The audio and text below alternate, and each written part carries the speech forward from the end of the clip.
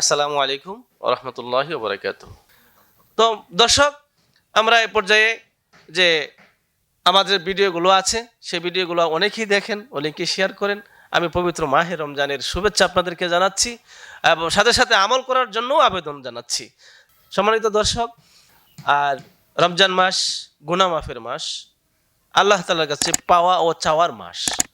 আল্লাহ তাআলা বলেছেন, ইয়া আইয়ুহাল্লাযীনা আমানু কুতিবা আলাইকুমুস সিয়াম কামা কুতিবা আলাল্লাযীনা মিন ক্বাবলিকুম লাআল্লাকুম তাত্তাকুন। আল্লাহ তাআলা রোজাকে আমাদের উপরে ফরজ করেছেন। এজন্য আসুন পবিত্র মাহে রমজানের পবিত্রতা রক্ষা করি এবং বেশি বেশি ইবাদত করি এবং কোরআনুল কারীমের তেলাওয়াত করি। আল্লাহ তাআলা বলেছেন, শাহরু রমাদানা উনজিলা ফিহিল কোরআন। আল্লাহ তাআলা পবিত্র মাহে রমজানে 30 পারা কোরআন আল্লাহ তাআলা নাজিল করেছেন।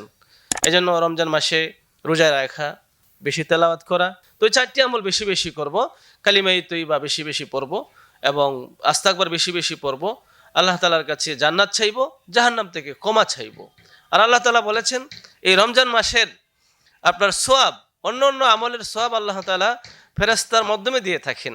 আর শুধুমাত্র রমজানের যে রোজার সওয়াবটা আল্লাহ তাআলা বলেছিলেন, বান্দা তোমার আমলের প্রতি খুশি হয়ে আমি সেই সওয়াবটা আমার নিজের হাতে দান করব। সুবহানাল্লাহি ওয়া বিহামদিহি, সুবহানাল্লাহিল আযীম।